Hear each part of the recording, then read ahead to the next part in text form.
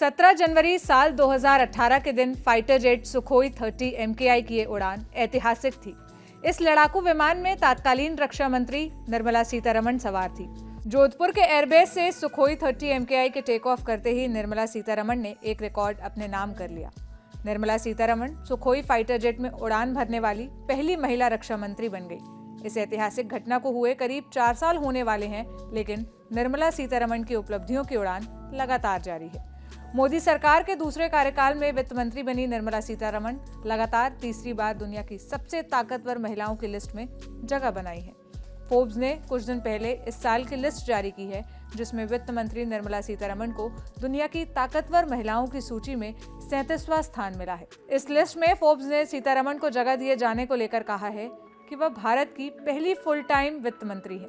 राजनीति में आने से पहले वो एक एग्रीकल्चर इंजीनियर एसोसिएशन और BBC वर्ल्ड सर्विसेज के साथ काम कर चुकी हैं। वह राष्ट्रीय महिला आयोग की सदस्य भी रही हैं। इस साल फोर्ब्स की इस लिस्ट में वित्त मंत्री निर्मला सीतारमण अमेरिका की फाइनेंस मिनिस्टर जेनेट येलेन से भी 2 स्थान ऊपर हैं।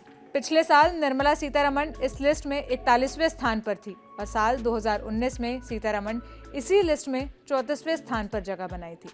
सेल्स गर्ल से लेकर भारत की पहली पूर्णकालिक रक्षा मंत्री बनने तक की कहानी किसी सपने से कम नहीं है।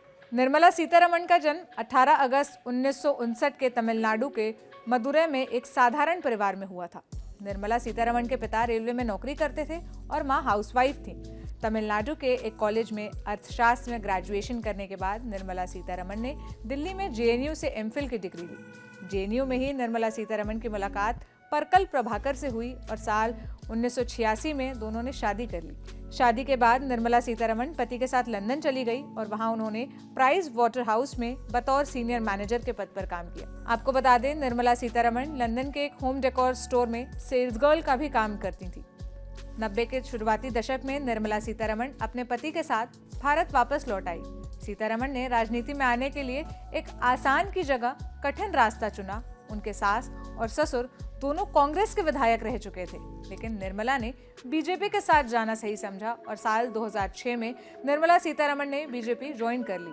हालांकि इससे पहले निर्मला सीतारमण साल 2003 से 2005 तक राष्ट्रीय महिला आयोग की सदस्य भी रही थी।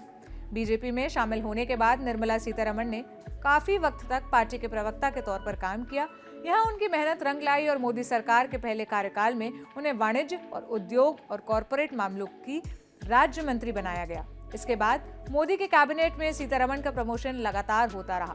साल 2017 के सितंबर महीने में निर्मला सीतारमण को भारत का रक्षा मंत्री बनाया गया। रक्षा मंत्री का पद संभालने के बाद मोदी सरकार के दूसरे कार्यकाल में निर्मला सीतारमण को वित्त मंत्रालय की जिम्मेदारी दी गई। आपको बता दें, निर्मला सीतारमण देश की पहली पूर्णकालिक महिला वित्त मंत्री है। इससे पहले प्रधानमंत्री रहते हुए इंदिरा गांधी ने भी वित्त मंत्रालय का प्रभार संभाला था। निर्मला सीतारमण बतौर वित्त मंत्री 3 बार बजट पेश कर चुकी हैं। बजट के भाषण से भी जुड़ा एक रिकॉर्ड निर्मला सीतारमण के पास है। निर्मला सीतारमण ने साल 2020 में संसद में बजट पेश करते हुए 2 घंटे 39 मिनट का भाषण दिया था, जो अब तक का सबसे लंबा बजट भाषण है। इससे पहले साल 2019 में निर्मला सीतारमण ने 2 घंटे 8 मिनट तक बजट भाषण दिया था। उस समय भी निर्मला सीतारमण ने रिकॉर्ड तोड़ दिया था।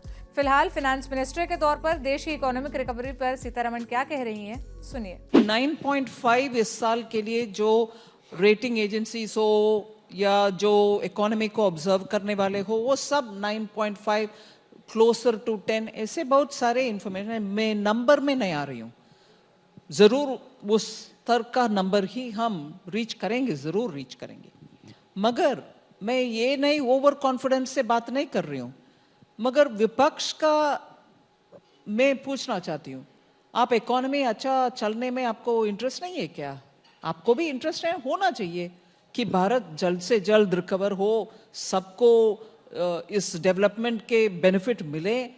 और जो हम डाउट करते हैं पूरे भारतीय मानस में ये है कि क्या डिजिटल डिवाइड के कारण गरीब का कुछ फैसिलिटी पहुंच नहीं रहे, एजुकेशन हो, हेल्थ हो वगैरह, वो सबको ब्रिज करने के लिए डेवलपमेंट जितना जल्दी हो सकता है, ग्रोथ कितना जल्दी हाई लेवल पर जाता है, उसके वजह से ही वो ब्रिज कर पाएंगे।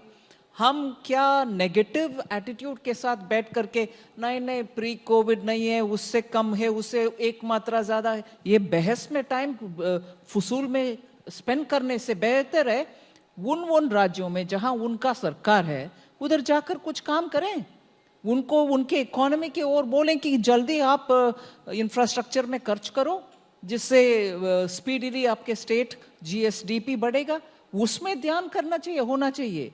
ये नहीं है कि नहीं नहीं आपने इतना क्लेम किए उतना ही हुआ, अरे बाबा आपके स्टेट का परफॉर्मेंस के ऊपर थोड़ा ध्यान दो, वो नहीं हो रही है। फोर्ब्स की लिस्ट में जगह बनाने के बाद निर्मला सीतारमण को देश की सबसे ताकतवर महिला कहा जा रहा है। हालांकि दुनिया के सबसे ताकतवर महिलाओं की इस सूची में एक और भारतीय महिला ने भी अपनी जगह बनाई है। उस महिला का नाम फाल्गुनी नायर है, जो ऑनलाइन स्टोर नायका की फाउंडर है। अमेरिकी बिजनेस मैगजीन फोर्ब्स हर साल दुनिया भर की 100 ताकतवर महिलाओं की सूची जारी करती है। पिछले साल इस लिस्ट में पहले नंबर पर जर्मनी के चांसलर एंजेला मार्केल थी, लेकिन इस बार मैकेंजी स्कॉट को पहले स्थान पर रखा गया है। स्कॉट दुनिया के दूसरे सबसे अमीर व्यक्ति और अमेज़न ग्रुप के मालिक जेफ बेजोस की पूर्व पत्नी है, नॉवेलिस्ट है।